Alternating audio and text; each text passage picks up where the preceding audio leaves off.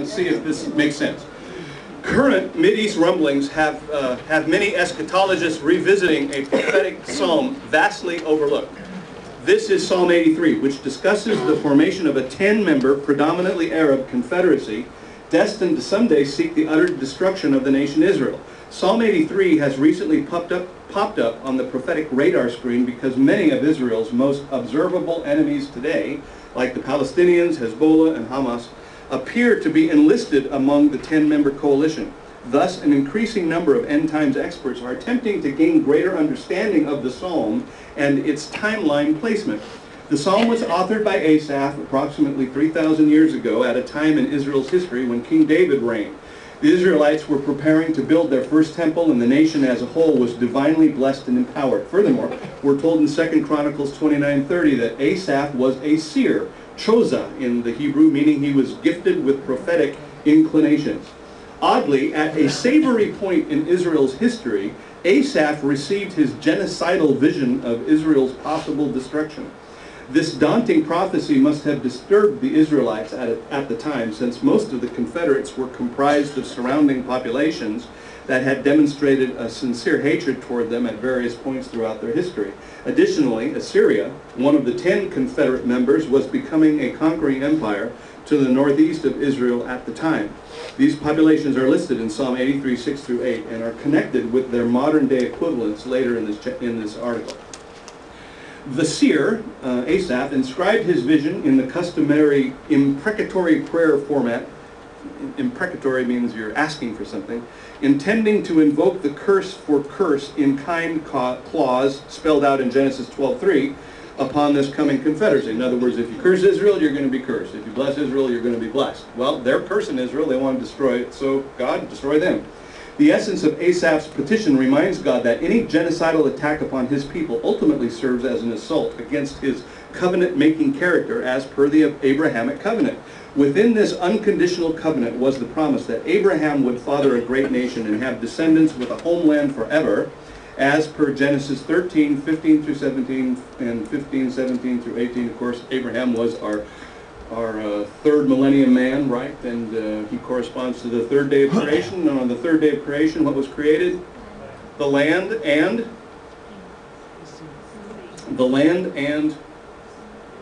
see, this is very interesting, because you quoted this verse today, Fausto. You quoted a verse and you said the earth and the fruit of the earth.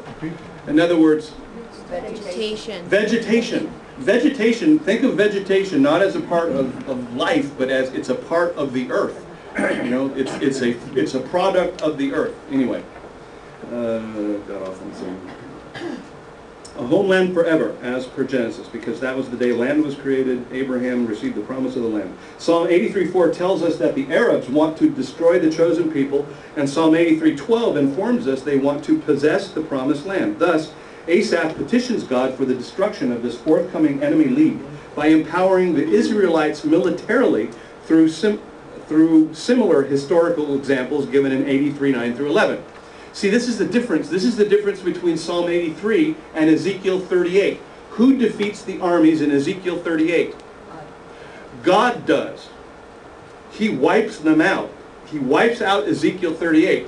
But the illustration given here is, Lord, let us destroy them like our armies destroyed Midian, and we defeated Zebah, Zalmunna, and all that. See, and so it's really the IDF, the Israeli Defense Forces, that defeat in this particular war that is talked about in Psalm 83. All right. Asaph, the point surmised is that these enemies want to destroy Israel militarily, so therefore they should be cursed militarily in like fashion. The significance of these specific historical examples will be cited subsequently in the article. In addition to and concurrent with the increased prophetic chatter about Psalm 83, many eschatologists feverishly flip through the final pages of the end times calendar to arrive at the Ezekiel 38 and 39 prophecy. This prophecy also predicts the formation of a powerful confederacy destined to someday invade Israel, apparently led by Russia. Ever-strengthening relationships between Russia and the Ezekiel 38 listed nations of Iran, Turkey, and Libya appear to be some of the reasons behind this Ezekiel 38 now fervor. All right? In spite of the fact that Israel today does not appear to meet all the prerequisites contained in Ezekiel 38:8, what's the prerequisite? It's unwalled. They're dwelling in safety. All right, that's the prerequisite for Ezekiel 38. In spite of the fact that it doesn't fit that prerequisite today, many notable scholars are convinced that current geopolitical circumstances in the region favor the nearby fulfillment of this prophecy. In a previously released article, Psalm 83 or Ezekiel 38, which is next, Mideast News headline, I list the litany of possible reasons why modern-day Israel may not presently meet the prophetic Ezekiel 38 prescription. The information is also on Greater Israel. It's a DVD. Go ahead, Esther, get it for me. In addition to modern-day Israel's probable prophetic unpreparedness for the Ezekiel invasion to occur presently, there is another large dilemma that the Ezekiel 38 now advocates are grappling with, namely the inner ring of Arab nations sharing common borders with Israel, who have been Israel's most observable enemies since 1948, are not listed in the Ezekiel 38 invaders. See, that's really important. You have the inner ring of the neighboring nations that are bordering Israel, and they're not listed in the Ezekiel 38 Magog invasion of Israel. Why aren't they listed? Well, what they just did in this thing is they tried to show that, well, the Amalekites, they left out Jordan, by the way, in that map. You probably didn't catch it, but I knew where they were going. They left out Jordan, and then they called Ishmael all the way up. So they tried to include everybody, but it's not really the case. The nations that border Israel are not the nations that attack Israel in Ezekiel 38. So when do they get attacked? In Psalm 83. What he's going to present in the article, let me tell you where he's going. These nations are wiped out first. The bordering nations are wiped out first. Israel expands. The security walls come down. And Israel is then living in security in unwalled villages. Then that's when Ezekiel 38 occurs, because all those major nations realize Israel is unprotected. It doesn't have walls anymore. And that's when later on that happens. So let's see if that works, all right? Let's see if...